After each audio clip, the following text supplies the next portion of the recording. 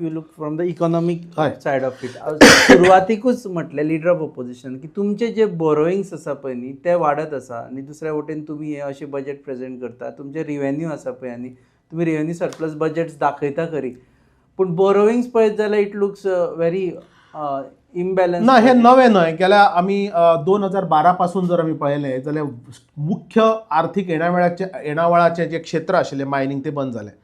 Suddenly जेन्ना 2 ते 5,000 कोटी रुपया एक डायरेक्ट आणि एक जवळ जवळ 4 ते 5,000 कोटी रुपया इनडायरेक्टली जेन्ना सरकाराक येवपी येणावळ जेन्ना बंद जाता तेन्ना तुमी कितें करतले.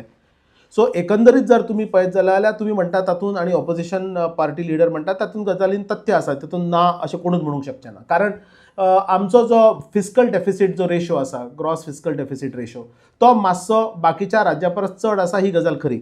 आणि जर आमी जर ती फिस्कल डेफिसिटाच्या बाबतींत जर आमी प्रमुख राज्यां जर काडली जाल्यार आमचो 4थो किंवा 5वो नंबर येतलो. म्हणजे पण येणावळाचे जे क्षेत्र आसा लक्षात घेयात की Goa is a service oriented state. हातूंत प्रोडक्शन हांगा कांय जायना. म्हणजे प्रोडक्शन जर ना जाल्यार ते टॅक्स डायरेक्टली मेळना.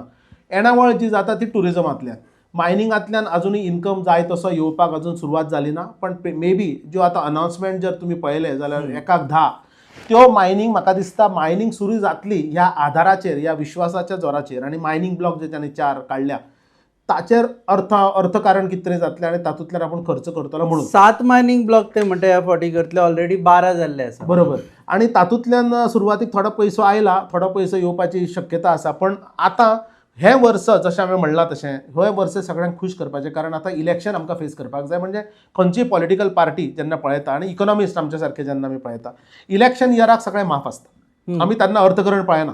त्या वेळार समाजकारण अर्थकरण केन्ना जाता तुमी सत्तेतूच जर येना जाल्यार मागीर तुमी आनी समाजकारण कशें करतले. तुम्ही पळयतात GNH.